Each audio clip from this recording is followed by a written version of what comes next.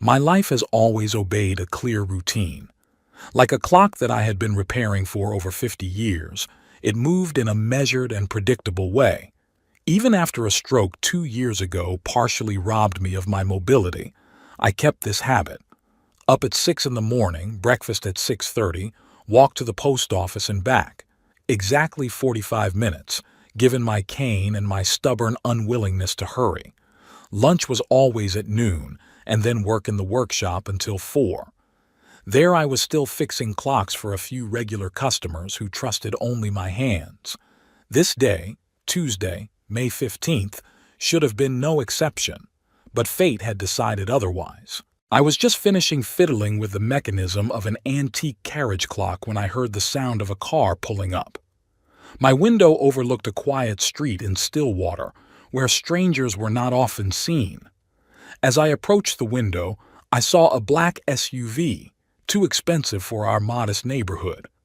The doors opened and my heart skipped a beat. Corbin and Hilda stepped out of the car. My son and his wife I hadn't seen in almost a year. The last time they had come was on my 81st birthday 2 hours late and leaving 40 minutes later. The visit then was more like an unpleasant duty than a family celebration. Since then, our communication had been limited to occasional phone calls at Christmas and Thanksgiving. I wiped my hands clean of machine oil and leaned on my cane and slowly walked to the door. I tried to put a cheerful expression on my face, though there was a vague uneasiness in my chest.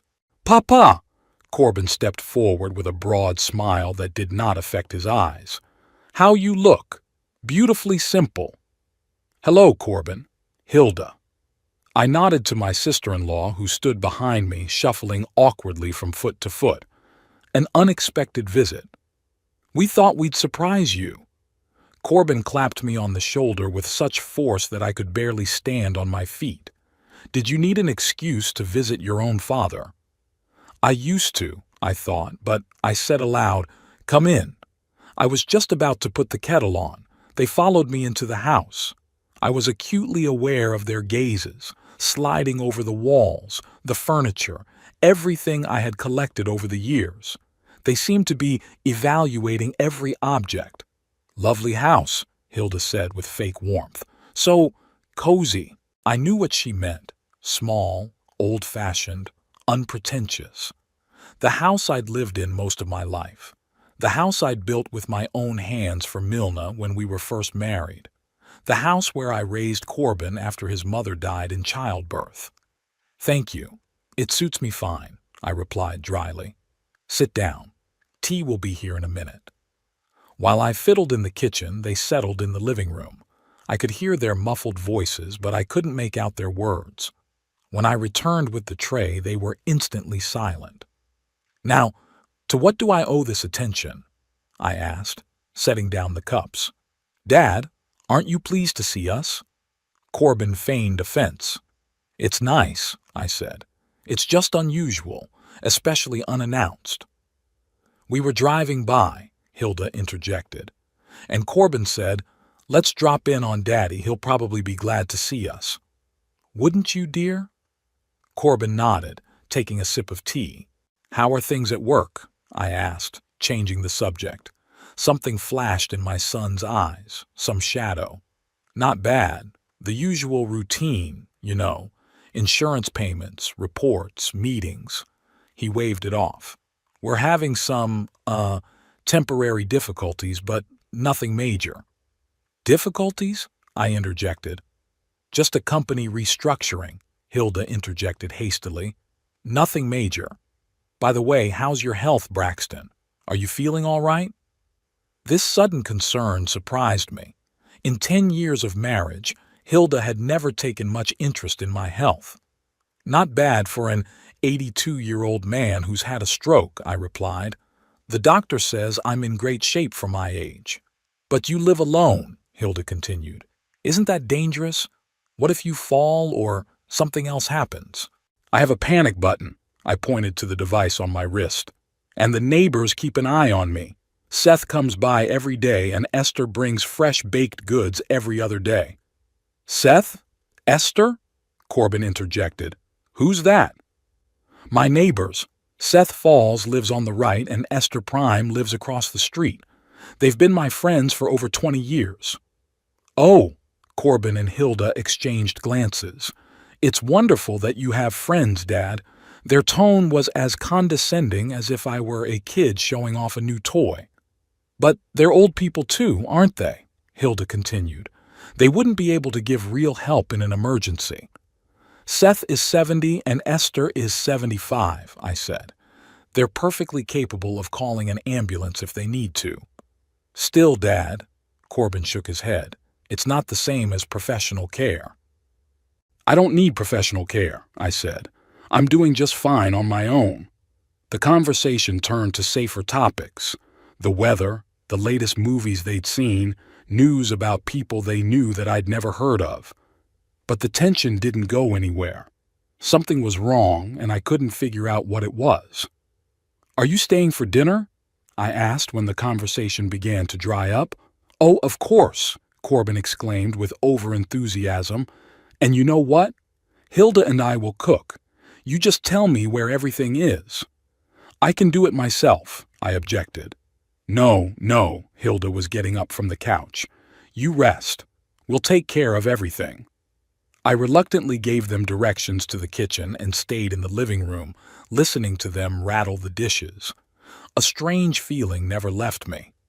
In the 30 years Corbin had been an adult, he had never once offered to cook dinner for me. When it got dark, we had dinner. The food was decent. Chicken breasts with vegetables and rice. After dinner, Corbin announced that they would be staying the night. We have a change of clothes in the car, he said. I hope you don't mind? Of course not, I answered, though my insides clenched. The guest room is upstairs, first door on the right. I remember, Dad, Corbin smiled. I grew up in this house, remember? Yeah, and then for 20 years I barely crossed its threshold, I thought, but again I remained silent. Corbin and Hilda went upstairs to get settled. I stayed in the living room, trying to sort out my feelings. Why was their sudden appearance and ostensible concern so unsettling to me? Perhaps I was becoming too suspicious in my old age. About 11 o'clock in the evening, I decided to go to bed. My bedroom was on the first floor. After my stroke, the doctors recommended avoiding stairs. I had just finished my evening ritual of taking my medication when I heard their voices. They had come downstairs, apparently thinking I was already asleep. Their muffled conversation came from the kitchen. The perfect solution, Hilda was saying. The house is pretty old, but the lot is in a good neighborhood. If you sell it to a realtor, you could make a good amount of money. I'm not sure he'd go for it, Corbin said. You know, Dad, he's stubborn. That's why we have to insist that it's for his own good. Hilda's voice was insistent. Quiet Harbor is a decent place. They'll take better care of him than he can take care of himself. And the car? Did you see his Buick? Corbin asked. It's in great condition, classic. We could sell it separately to a collector. I froze, clutching the pill bottle in my hand. So that's what this is about. They plan to put me in a nursing home and take over my estate, my own son and his wife. I've already spoken to the administrator, Hilda continued. They can take him in within 2 weeks if we put down a deposit. The paperwork's almost ready, just need his signature. Or a guardian's signature if we can prove he's incapacitated, Corbin added. Have you seen the way he moves? And the occasional slurring of words? He may be getting dementia. Don't exaggerate, Hilda told him. We don't need custody issues. It's time-consuming and expensive. It's better to convince him it's the best option. You're his son. He has to trust you. I quietly retreated back into my bedroom and shut the door. My hands were shaking, but not from weakness, from anger.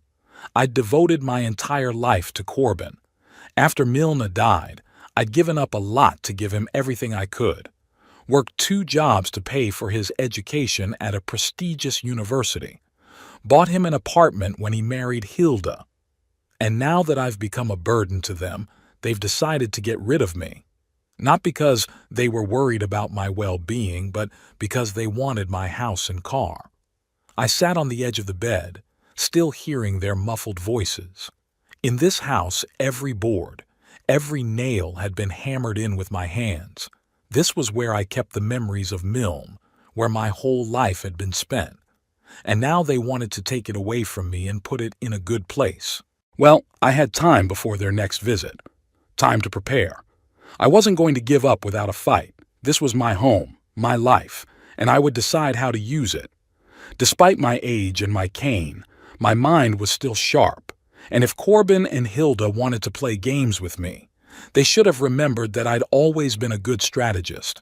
That's why I've survived 82 years in this world despite the odds. Corbin and Hilda left the next morning, promising to return in a week. Their goodbye was full of fake concern. Hilda even hugged me, for the first time in all the years we'd known each other. "We talked about something, Dad," Corbin said, standing by the car. "Something important for your future, but we'll talk about that when we get back. Just think about what we told you about living alone." I nodded and waved, keeping a quiet smile on my face. As soon as their car was around the corner, I headed across the street to Esther Prime's house. My neighbor was just taking out the trash, and her round face lit up with a smile when she spotted me. "Braxton, I see your guests have left. I saw their car last night. Who was it?" "My son and his wife," I answered, leaning on my cane. My leg was hurting worse than usual. "Haven't seen them in almost a year." Esther frowned. "Is that so? To what do you owe this visit? That's what I'd like to know." I looked her straight in the eye. "Esther, I need your help. More specifically, Ruth's help." Ruth, Esther's daughter, worked as an administrator at the Quiet Harbor nursing home on the outskirts of Stillwater. Esther often spoke of her with maternal pride. "Sure, Brax. Come on in. I was just baking a blueberry pie." We settled into her kitchen, as cozy and old-fashioned as mine. Esther set a cup of coffee in front of me and a piece of pie that smelled delicious. "So what happened?" she asked, sitting down across from me. I told her about Corbin and Hilda's strange visit, their unusual concern, and the conversation I had overheard. With every word I said, Esther's face grew darker and darker. "They want to send me to a nursing home, Esther. Quiet Harbor, to be exact." "Ruth's place?" She shook her head. "You're doing just fine on your own." "I know I am, but they want my house and my car." I took a sip of coffee. "I need to find out if they've really contacted the administration yet. Ruth might be able to help?" Esther pressed his lips into a thin line. "I'll call her right now." She pulled out her cell phone and dialed her daughter's number. After a brief greeting, Esther put it on speakerphone and briefly outlined the situation. "Corbin and Hilda Hollis, you say?" Ruth's voice sounded concerned. "Hold on a second. I'll check in the system." Esther and I glanced over as we heard Ruth tapping away at the keys. "Yes, they contacted us 3 days ago," she finally said. The woman had spoken to the director. They inquired about the accommodations and the checkout procedure. They said their elderly relative could no longer live independently after suffering a stroke. My fingers clenched around the cup. "Had they filled out any paperwork yet?" "Preliminary," Ruth answered. "But to make it official, they need either the person's consent or a court order appointing a guardian. We're scheduled to meet with them in 5 days, on Monday. They have to bring all the medical documents and, oh my God." "What is it?" Esther asked. "It says here they've already made a deposit. Quite a large sum, actually." There was a heavy silence in the room. So Corbin hadn't just discussed the idea, he'd already acted on it. He'd made the deposit before he'd even talked to me about it. "Braxton," Ruth's voice was soft, "if you don't want to move in with us, no one can make you. By law, as long as you're legally capable, it's your decision." "Thank you, Ruth," I said. "There's something else. They mentioned the possibility of proving my incapacity." Ruth snorted. "It's a complicated and time-consuming process. It takes serious medical reports, court hearings. If you're sane, and I know from my mom that you are, they won't get anywhere." After talking to Ruth, I thanked Esther and went home. My head was buzzing with thoughts. Corbin had planned everything in advance, even before the visit. But why now? What had happened in his life that he needed money so urgently? I decided to pay Seth Falls a visit. As a former lawyer, he could give me some sound advice. Besides, his grandnephew Dylan worked at Quiet Harbor as a nurse. Seth met me on the doorstep of his neat little house. In his 70s, he looked trim and energetic, a consequence of his obsession with golf and morning jogs. "Braxton, long time no see. To what do I owe the pleasure?" I walked into his living room where the walls were hung with diplomas and photographs from his legal career. Many had him standing next to famous politicians and businessmen. Seth had retired 10 years ago, but still maintained connections in Stillwater's legal circles. "I need information, Seth," I said, settling into the chair. "About my son." Seth raised an eyebrow. "About Corbin? You know I don't know him personally." "I know, but you have connections.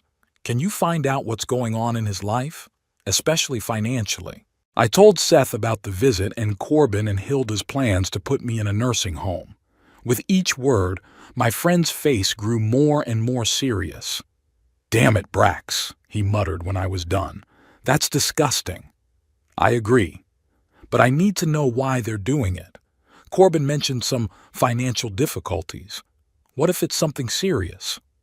Seth rubbed his chin thoughtfully. "I have a friend in banking and another friend in real estate.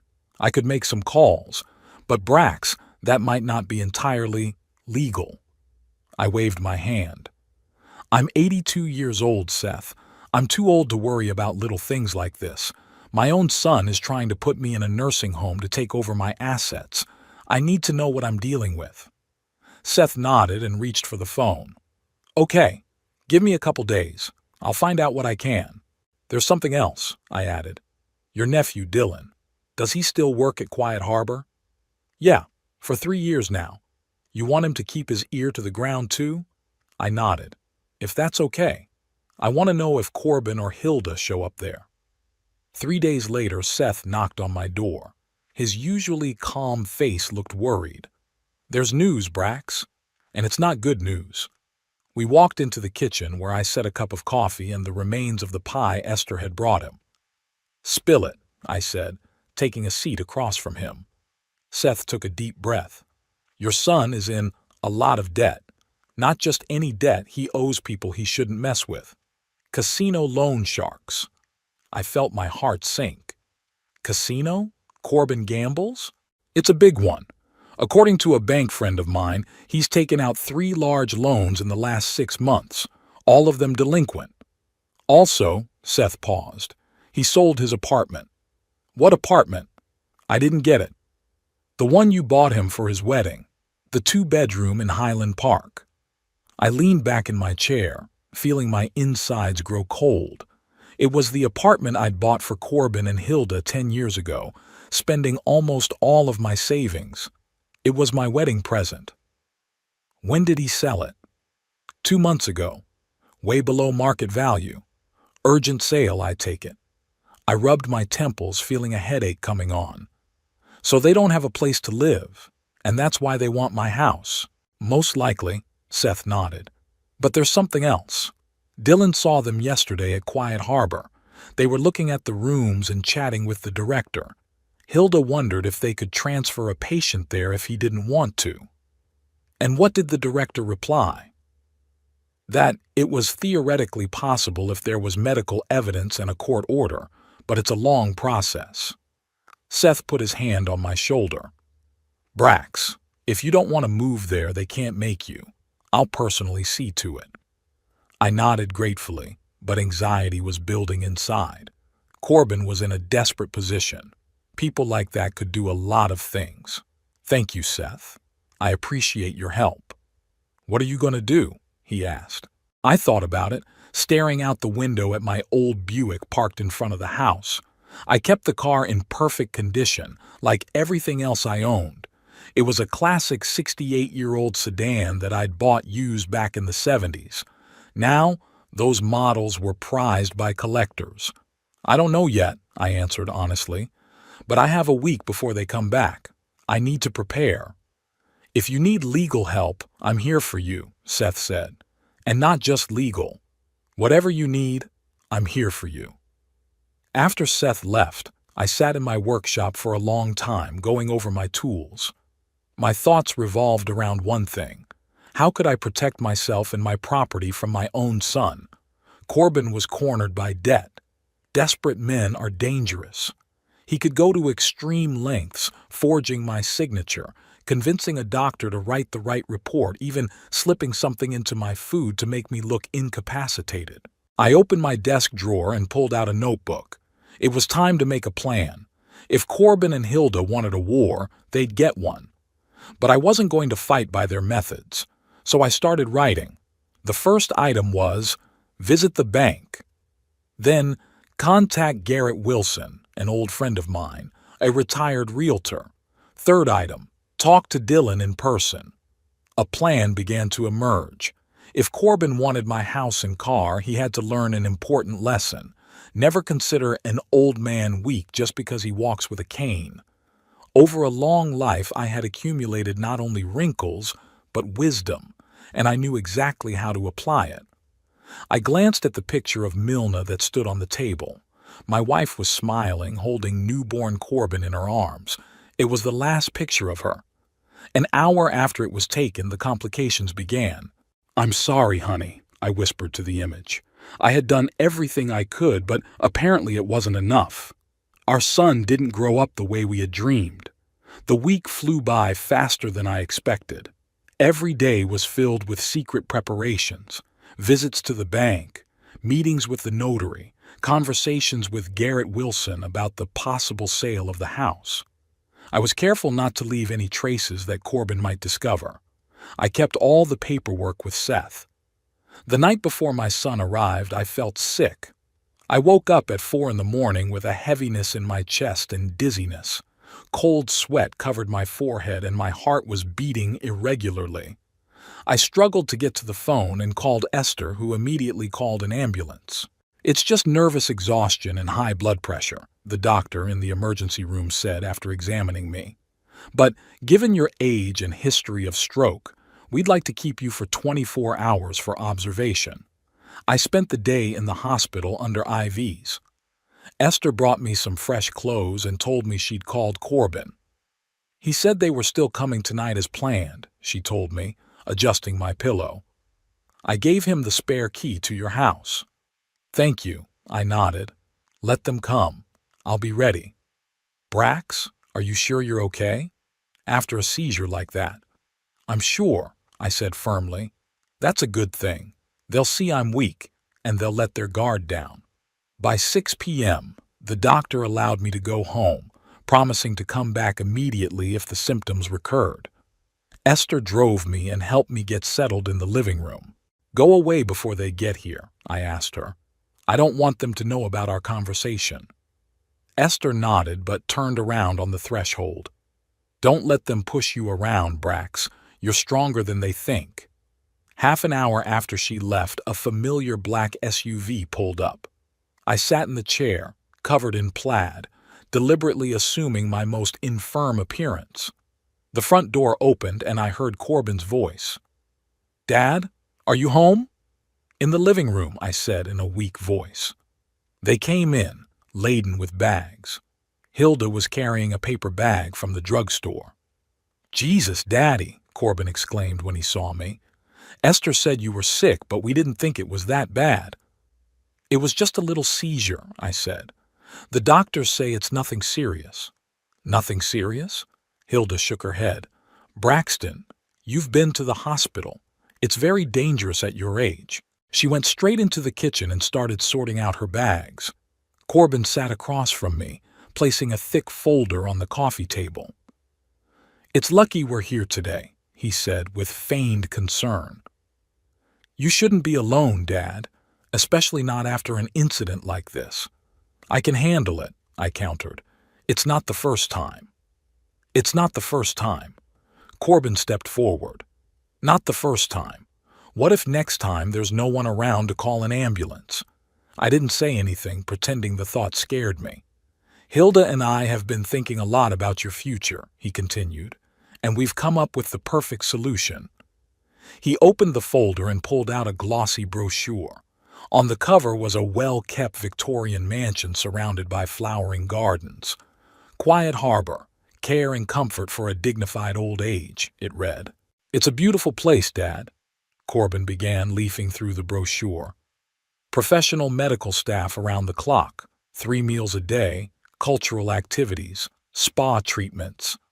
A real 5-star hotel for people your age. Nursing home, I corrected dryly. A boarding house for the elderly, Corbin countered diplomatically. It's not what it used to be. No dreary rooms and no hospital atmosphere. Look at the rooms. He showed pictures of spacious, bright rooms tastefully furnished. I knew they were luxury rooms which cost a fortune and which, of course, no one would give me. It looks nice, I said. But why would I want to move there? I have my own house, which needs constant maintenance. Hilda came back from the kitchen. Braxton, let's face it, you can't keep it up anymore. The roof leaks, the garden's overgrown, the porch steps are wobbly. One day, you're just going to fall and break your femoral neck. At your age, that's practically a death sentence. She was exaggerating. The house did need some minor repairs, but overall it was in great condition. I kept it in good order. Besides, Hilda continued, you're all alone here. Out there you have society, new friends, constant socializing. I have friends, I objected. Seth, Esther. Who aren't getting any younger, Corbin said. Dad, we want what's best for you. After last night's attack, we're afraid for you. Hilda sat down beside me and took my hand, a gesture that made me shudder inwardly. Braxton, Corbin and I are so worried. It hurts us to see you fading away alone. Quiet Harbor will take better care of you than we could. They even have a heated pool for joint exercises. What about my house? I asked. What's going to happen to it? Corbin and Hilda looked at each other.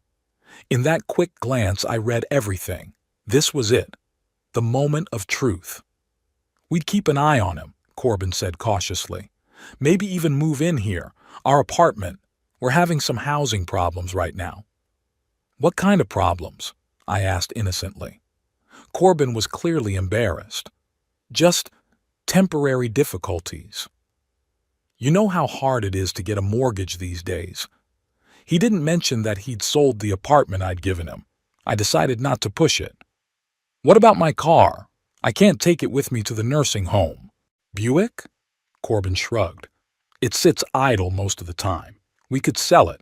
The money would go to pay for your stay at Quiet Harbor. It's not cheap, I suppose. I nodded at the brochure. Quality care costs money, Hilda replied diplomatically. But don't worry, we've thought of everything. The sale of the car, part of your pension, and we may have to take out a small mortgage on the house. But that's manageable. So here's the plan. Put me in a nursing home, take possession of my house, sell the car, and then probably mortgage the house to pay off Corbin's debts. It's not hard to guess that in a couple of years they'd stop paying for Quiet Harbor and I'd be transferred to a state-run nursing home. I need to think about it, I said, leaning back in my chair and pretending to be tired. This is a big step. Sure, Dad, Corbin smiled, but don't think about it too long. There are seats available at Quiet Harbor now, and then there'll be a line. We've already put down a deposit to reserve a room for you. What? I acted surprised. It's just a reservation, Hilda explained hastily. It's nothing final. We just wanted to make sure that if you accepted, there would be a place for you. I nodded slowly, resigned to my fate. That's fine, if that's what you think, but at least give me a night to think about it. Sure, Dad. Corbin squeezed my shoulder. Get some rest. We'll make dinner. After dinner, I retired to my bedroom early, claiming I was tired. Through the thin wall, I could hear Corbin and Hilda discussing their plans. They were sure I had agreed and were now deciding what to do with my things. Most of it could be sold at a garage sale, Hilda said. Nobody wants this old furniture, but it'll be worth something. And his watch? Corbin asked. He's got a whole collection of antique clocks in his workshop. We'll send it to an appraiser. If they're really valuable, we could put them up for auction. I lay in the dark, listening to them divide my possessions. Strangely, I felt no anger, only cold determination. They thought they were playing me, but it was really me who had started a game whose rules they didn't yet understand. In the morning, Corbin placed a stack of documents on the desk in front of me. I deliberately left my glasses off, squinting at the papers. "What's this, son?" "It's the paperwork for registration at Quiet Harbor," he said cheerfully. "Nothing complicated. A questionnaire, a medical card, consent to the processing of personal data, the usual bureaucracy." I slowly flipped through the pages, pretending to read each line carefully. In fact, I already knew what was there. Consent to be placed in a nursing home, power of attorney to manage my estate in Corbin's name, authorization to sell the car.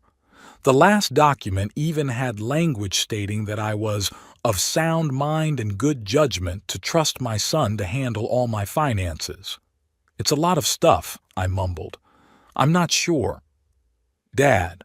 Corbin sat down next to me, putting his hand on my shoulder. "We talked about it yesterday. You'll be better off at Quiet Harbor, especially after that attack. What if next time there's no one around?"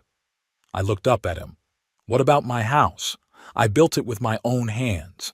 Every board here is imbued with memories of your mother."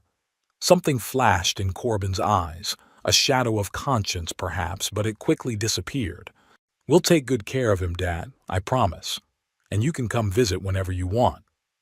It was a lie, and we both knew it. As soon as I signed those papers, the house would be under Corbin's control and he'd make sure I never stepped foot in it again.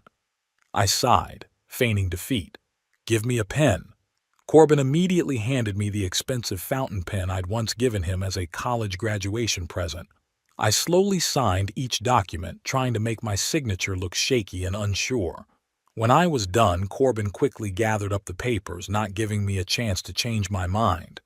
"That's great, Dad." He grinned like a kid at Christmas. "You'll see, it's the best decision. Hilda and I will take the papers to Quiet Harbor right away, and the day after tomorrow we'll pick you up there." "So soon?" I acted scared. "The sooner the better," Hilda intervened. "Why put it off? You'll have time to pack the essentials, and we'll help." They left an hour later, not hiding their excitement. I stood on the doorstep, seeing them off, and even waved when the car disappeared around the corner. Then I went back into the house, shed my old man mask, and headed for the phone. "Seth, I need to see your nephew Dylan right away. Tonight." Dylan Abernathy arrived that evening.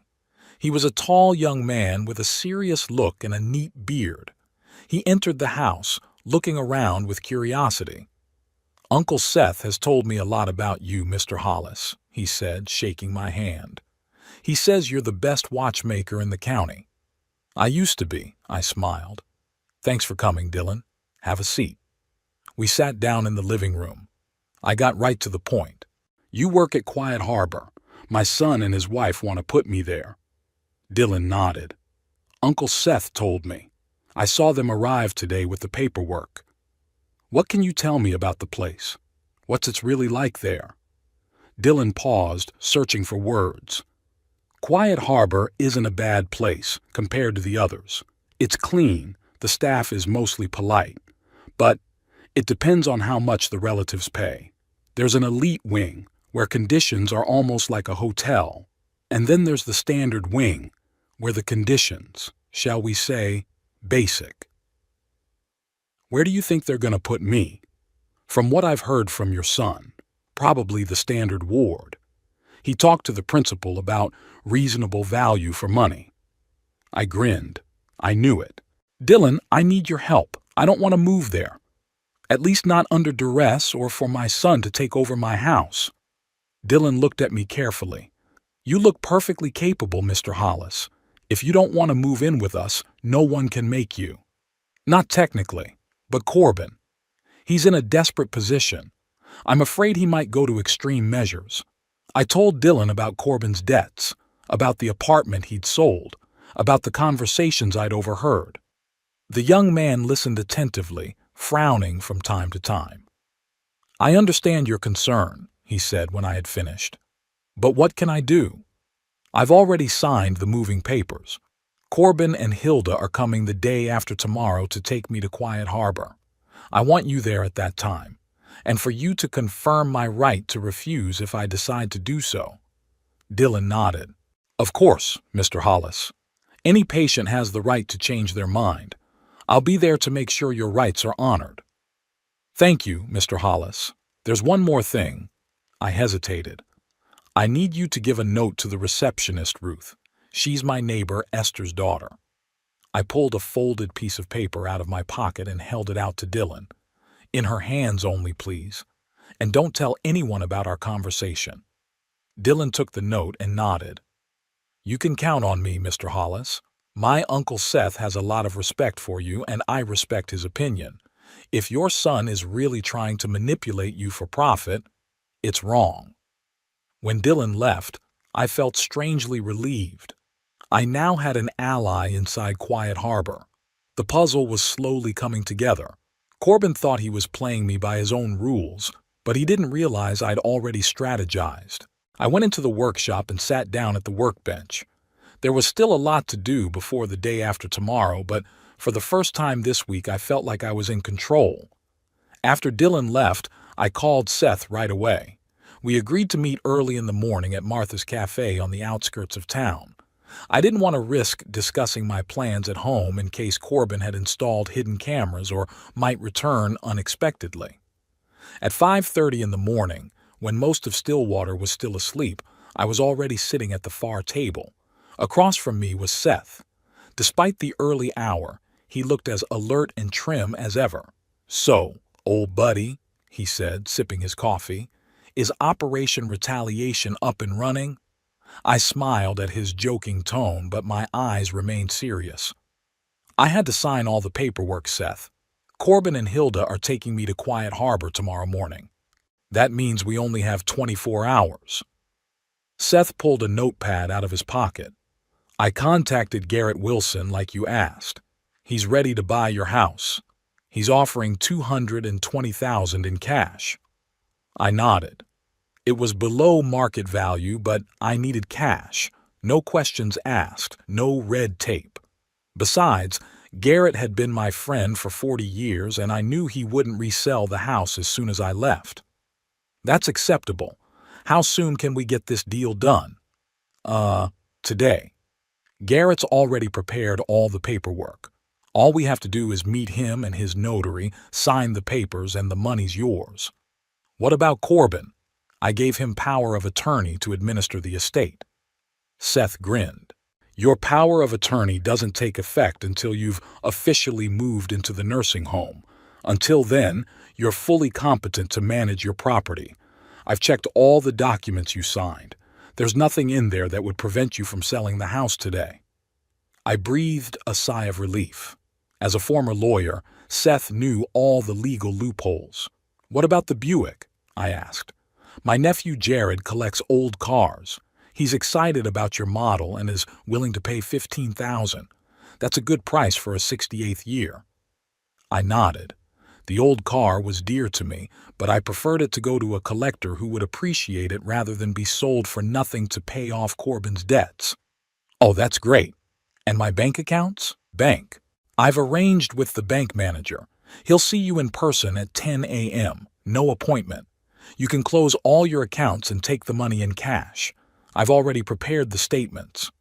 We discussed a few more details, and I felt the tension of the last few days begin to let go. The plan of action was clear and achievable. "There's one more thing," I said, pushing the empty cup away. "I want to prepare a special legacy for Corbin." Seth raised an eyebrow. "What do you mean?" I told him about my idea with the safety deposit box and the symbolic items. With every word I said, the smile on my friend's face grew wider. "Brax, you old fox." He laughed when I was done. "This will be the best revenge I've ever seen. Not violent, but instructive." "I hope so." I nodded. "Corbin needs to realize that his actions have consequences. Maybe this lesson will make him rethink his attitude toward life." After breakfast, we went to the bank. The manager, Mr. Parker, personally escorted me to his office. We had known each other for over 30 years. I had repaired his father's antique clock when he was a boy. "Mr. Hollis," he said as we settled into comfortable chairs, "Seth has explained the situation to me. I must say that your son's behavior is unworthy. We'll do everything we can to help you." I nodded gratefully. "I need to close all the accounts and take the money in cash, and rent a safety deposit box." "Of course." Mr. Parker made a notation in his notebook. "There's $78,420 in your accounts. That's a pretty large amount of money to withdraw in cash. Do you have a safe place to store it?" "Don't worry," Seth interjected. "We've got it all figured out." We spent the next 2 hours filling out paperwork, closing accounts, and renting a safe deposit box. When all the formalities were completed, Mr. Parker personally brought me the money in a brand new leather briefcase. "I've arranged for the bills to be in different denominations as you requested," he said. "And here's the key to the safe deposit box. It's yours for a year." Then Seth and I went to Garrett Wilson's place. The former realtor lived in a big house on a hill overlooking the lake. Despite his age, he was already 75, he was still active and active. "Braxton," Garrett welcomed us with open arms. "It's good to see you, old man. Seth said you were having trouble with your son."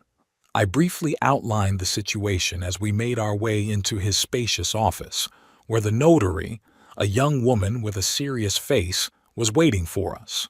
"Ungrateful bloody children," Garrett grumbled. "I always said my Tom was the exception to the rule. You know, he insisted that I live with them after Eleanor died, and no nursing home." I smiled, remembering Tom Wilson, a tall, bearded man who had always treated my father with deep respect. "You're lucky to have a son, Garrett. I know, and that makes it doubly painful to see the way Corbin treated you." Garrett shook his head. "Well, let's get down to business. The documents are ready, just need your signature." The notary laid out the papers on the table, explaining each item. I signed the sales contract, the deed of acceptance, and a few other documents. When the formalities were completed, Garrett took a large envelope out of the safe. "Here, Brax, $220,000 as agreed. Count it." I trusted Garrett, but I opened the envelope and took a quick look at the stacks of bills. "That's right. Thanks, Garrett. I don't know how to express my gratitude." Garrett waved his hand. "There's nothing to thank. You sold me a great house at a good price. It was my own decision not to resell it right away. Besides," he winked, "I've been wanting to buy a property for Tom and his family for a long time. They are cramped in their apartment, and with 2 children, they need a house with a garden." These words made my heart feel warmer. I was glad that my house would go to a good family who would live in it and not become the object of Corbin's financial fraud. After meeting Garrett, Seth and I went to his nephew Jared's house to process the sale of the Buick. Jared, a young man in his 30s, was literally glowing with joy as he inspected the car. "It's in perfect condition, Mr. Hollis," he said admiringly, running his hand over the chrome parts. "Have you serviced it yourself over the years?" "Yes," I nodded. "Changed the oil every 5,000 miles, cleaned the carburetor myself, polished the body twice a year." "You can tell. There aren't many of these left." Jared walked around the car, admiring every detail. "I'll take good care of him, I promise." We quickly completed the paperwork, and Jared handed me a check for $15,000, which I immediately cashed at the nearest bank. By 3 o'clock in the afternoon, the main business was done. Seth and I went back to my, now former, house to pack and prepare an inheritance for Corbin. "Where are you going to put all that money?" Seth asked, looking at the sizable sum I'd laid out on the table. "I'll take some of it with me," I answered. "The rest I'll put in a new account at another bank in a neighboring town. You'll take me there after I've spent the night at Quiet Harbor." Seth nodded. "Good plan. What about the rest of your stuff? You've got your whole life here, Brax." I looked around the living room, where every object was connected to some memory. The old chair where Milna liked to read, family photos on the walls, bookshelves littered with tomes we'd collected together. "I'll take the most precious things with me," I said quietly. "The rest, it's just stuff, Seth. Let Corbin choke on them if he wants them so badly." We began to prepare the inheritance. I pulled an old tin cookie box out of the pantry where I kept Corbin's childhood toys, the little pewter soldiers I'd shaped for him, his first construction set, a tattered Ted teddy bear. I pinned a note to the box that said, "The only thing you really deserve." Then I found an old pig-shaped piggy bank that Corbin had used as a kid. It was empty. I wrote on a piece of paper, "Your greed is as empty as this piggy bank," and put it inside.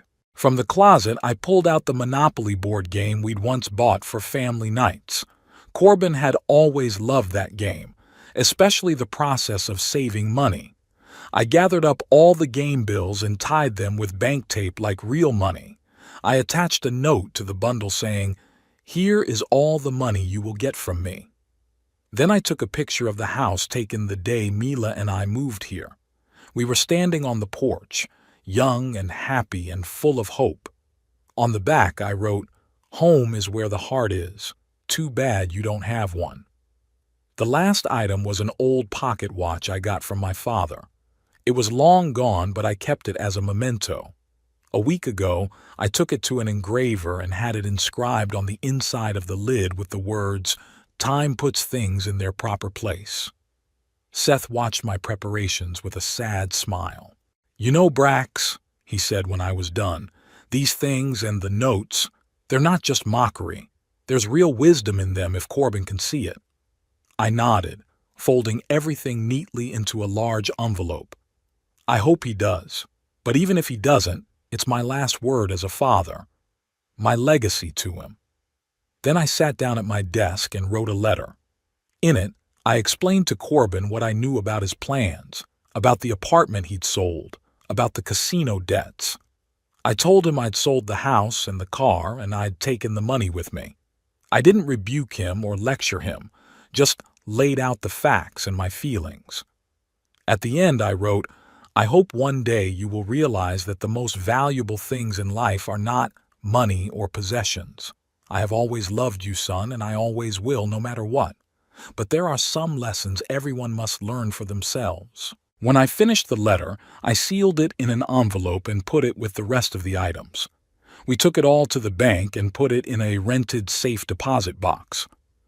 "I'll leave the key to the box with Ruth," I said to Seth as we drove home. She'd give it to Corbin when he came to Quiet Harbor and discovered that I'd disappeared. I spent the rest of the day packing the bare essentials: clothes, toiletries, a few books. I was especially careful to pick out the photos, the wedding photo of Mila, a few pictures of Corbin as a child when he was still a happy and carefree boy, a picture of my parents. I wrapped each one in a soft cloth and stowed it carefully in my suitcase. From my workshop, I took only the most valuable tools and a few pocket watches I'd been working on for the last few months. I left the rest, the workbench, the vise, the shelves of spare parts. It was only a small part of what I was leaving behind, but I felt no regret. Things can be bought again, but time spent in regret can't. Corbin called that evening. "Dad, how are you?" He sounded so happy he couldn't hide it. "We'll pick you up tomorrow morning at 9. Are you ready?" "Yes, son," I answered with a sigh. "I've got the essentials. The rest, well, you and Hilda will decide what to do with it." "Don't worry, Dad," Corbin said quickly. "We'll take care of everything. You just get some rest. You'll love it at Quiet Harbor, you'll see." After the conversation, I sat down in the living room chair, the same one where Milna liked to read, and looked around the room. This was where most of my life had passed. Here I was happy with my wife. Here I raised my son. Here I worked and relaxed. But home is not the walls. It's the memories I'll take with me. I was brought out of my musings by the doorbell. It was Esther and Seth. "We decided you shouldn't spend your last night alone," Esther said, picking up the basket of pastries. "I brought your favorite blueberry pie." "And I brought a bottle of good whiskey," Seth added, showing a bottle of Jack Daniels. "We have a lot to celebrate." I gratefully let them into the house. They were right. It wasn't worth sitting alone in an empty house, filling my heart with sadness. Better to spend this evening with true friends who supported me in my time of need. We settled down in the kitchen. Esther cut the pie. Seth poured the whiskey into glasses. We talked about the past, recalled funny stories, laughed. Not a word about Corbin, not a word about the impending move, just a warm evening with friends. By the time they left, it was late. I walked around the house one last time, saying goodbye to each room. In the bedroom, I pulled out a small bag from under the mattress, where I hid the money from the sale of the house and the car. I distributed the money into different pockets of the clothes I was going to wear in the morning. I put the suitcase with my personal belongings by the front door. During the night, I hardly slept at all. I lay staring at the ceiling and thought about tomorrow, about how Corbin and Hilda would take me to Quiet Harbor, how I would spend one night there and then disappear, about how they'll come back to the house and find it no longer belongs to me, about finding my inheritance in the safety deposit box. Strangely, I felt no gloating, no desire for revenge, just sadness that things had turned out this way, and hope that maybe this lesson would make Corbin think about his life. I got up early in the morning, showered, shaved, and put on my best suit, the same one I'd worn when I'd married Mila and buried her. It still fit me well, though I'd gotten thinner over the years. At 8:30, I was completely ready. My suitcase was by the door. My money was safely tucked away in my pockets. My most valuable photographs and my father's watch were in the inside pocket of my jacket, closer to my heart.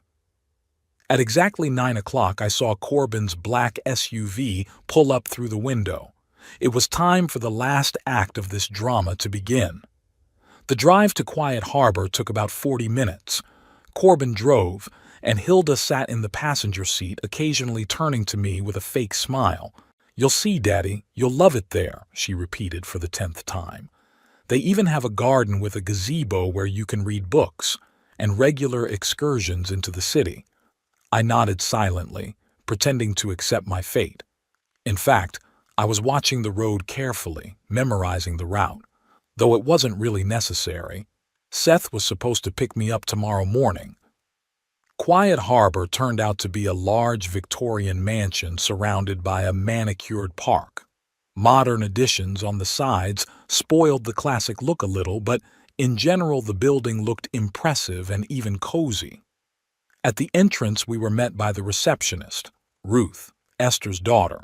She smiled professionally, but when Corbin turned away, she winked at me. I nodded discreetly. Our plan was in motion. "Welcome to Quiet Harbor, Mr. Hollis," she said in a formal tone. "We've prepared a room for you in the East Wing. Come on in. I'll show you." We walked down the bright corridors. The inside of the building was not as impressive as the outside. It was a typical nursing home. Linoleum on the floor, pale green walls, the smell of medicine and disinfectants. In the hallways sat elderly people in wheelchairs or with walkers, staring blankly at nothing. Some were playing cards or watching TV in the common room. I noticed Hilda cringe when she saw an old man struggling to walk down the corridor on a walker. "We thought the room would be in the main building," she said, turning to Ruth. "The brochure showed such beautiful suites." "Those rooms are in the premium section," Ruth said. "They cost 30% more than the prime rate." Hilda glanced at Corbin, who shook his head. I suppressed a smile as I'd suspected. They'd chosen the cheapest option for me. My room turned out to be small but clean. A single bed, a bedside table, a closet, a desk with a chair, and a TV on the wall. The window overlooked the parking lot. "Make yourself comfortable, Mr. Hollis," Ruth said. "Lunch will be at 12:30 in the common dining room. A nurse will be in an hour to take down your medication information." Corbin put my suitcase by the bed. "Well, Dad, this is your new home now," he said with relief in his voice. "Do you need help unpacking?" "No, I can do it myself," I said. "You must be in a hurry." "Yes, we have to stop by your place. I mean, the house," Corbin corrected himself quickly. "Bring some more of your things." "Of course," I nodded. "I won't keep you." Hilda hugged me, for the second time since we'd met. "We'll stop by your place tomorrow, okay?" she said. "We'll bring your favorite books and maybe a chair from the living room. Make you feel cozy." "Thank you," I said. "That's very nice of you." When they left, I sat down on the bed and took a deep breath. The first part of the plan was done.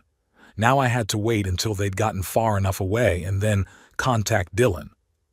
I started unpacking my suitcase, carefully arranging my things in the closet, slowly, methodically, like a man in no hurry to get anywhere. Through the open door, I could see nurses and orderlies walking down the hall. Finally, I spotted Dylan, who discreetly gave me a thumbs up the way was clear. I stepped out into the hallway and headed for the service exit where Dylan was waiting for me. "They left 10 minutes ago, Mr. Hollis," he said. "My car is in the back parking lot. I'll take you to Uncle Seth's like we talked about." "Thank you, Dylan. What about Ruth? Won't she have a problem with my disappearance?" "Not to worry. Officially, you're just out for a walk on the grounds. When your son comes back, she'll tell you that you voluntarily gave up your spot and took your deposit, which is in accordance with the facility's rules. She has your signed waiver document that we processed yesterday." We quickly went through the service exit and got into Dylan's old Ford. 15 minutes later, we were at Seth's house, waiting for us with packed bags. "Everything's going according to plan, Brax," he said cheerfully as he helped me out of the car. "I just got off the phone with Garrett. He's got all the utilities in his name. He officially owns the house now." "Great," I nodded. "And Tom and his family? They'll be moving in within the week." Garrett had already informed them of the purchase. Seth offered me a cup of coffee while Dylan walked back to Quiet Harbor. He had to be back in time for his shift to avoid suspicion. "When do you think Corbin will find out the house has been sold?" I asked, warming my hands on my cup. Seth glanced at his watch. "Given the time it'll take to get there and back, I think he'll be banging on the door of Quiet Harbor in an hour or an hour and a half demanding an explanation. Has Ruth been warned yet?" I nodded. "She'll hand him the safe deposit box key and tell him it's all I left for him." Seth grinned. I wished I could see his face at that moment. Dylan promised to record everything on his phone. I sipped my coffee. "You know, Seth, I don't feel happy about any of this. Just sadness. Corbin was my only son. I loved him. I still do, no matter what." Seth put his hand on my shoulder. "I know, Brax, but you did what you had to do. Not to punish him, but to protect yourself. I hope he realizes that someday." We finished our coffee and started loading things into Seth's car, a spacious SUV he'd bought for fishing trips. The trunk was already loaded with fishing gear and a tent. "Are you sure you want to come with me?" I asked. "It's not necessary, Seth. I could hire a cab or take the bus." "And miss the best part?" Seth laughed. "No way. I've been wanting to see the ocean for 30 years, but I kept putting it off. Now I've got a great excuse and a great traveling companion. Plus," he winked, "I know a great place on the Oregon coast. It's a small town where no one asks too many questions. I've got a buddy who rents cabins by the water." That's when Seth's cell phone rang. It was Dylan. "They're here," he said excitedly. "They just stormed into Quiet Harbor demanding to see Grandpa. You should have seen their faces when Ruth told them Mr. Hollis had taken the deposit and refused to give up his seat.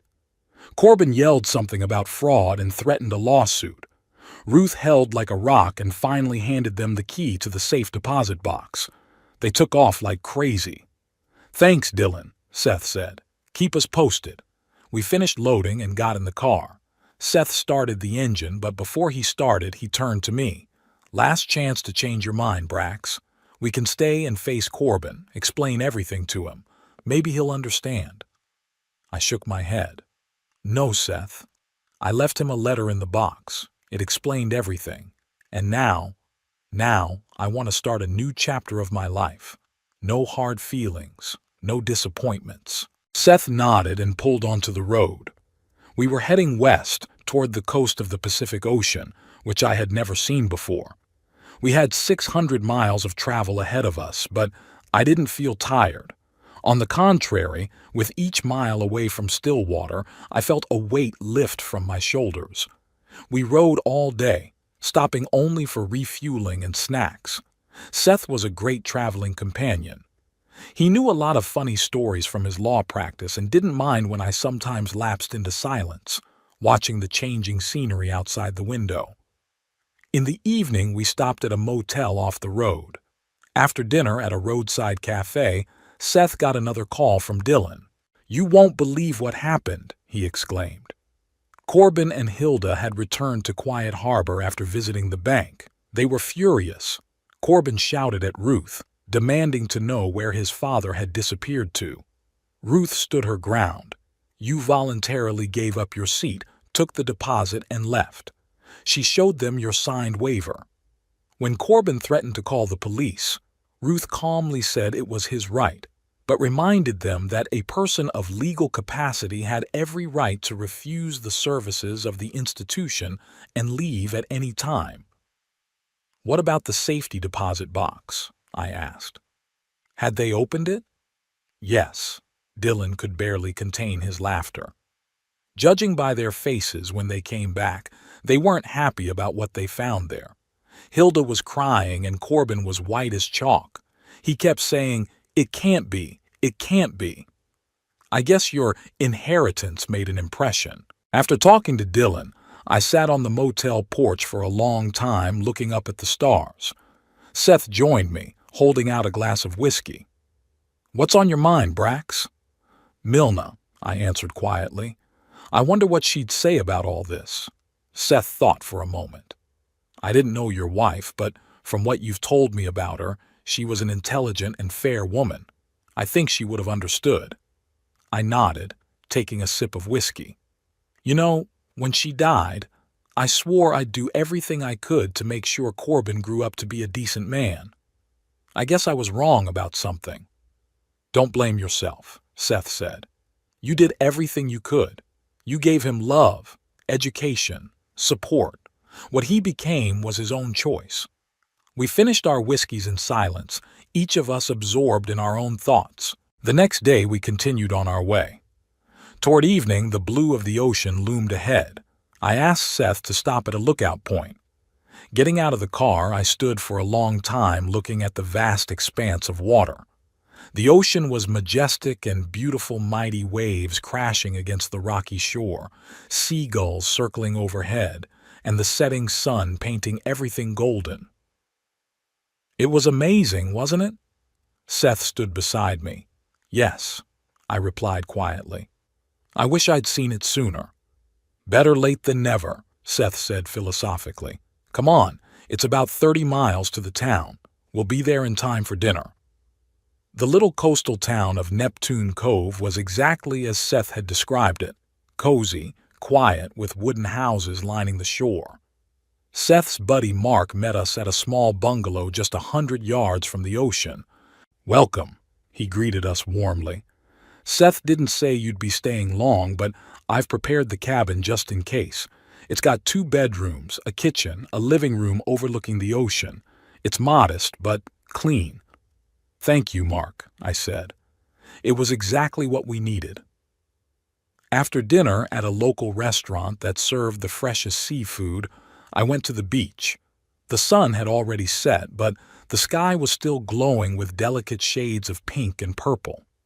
I took off my shoes and walked along the water's edge, feeling the cool waves wash over my feet. A strange sense of freedom swept over me, as if I had lifted a heavy weight off my shoulders that I had been carrying all these years.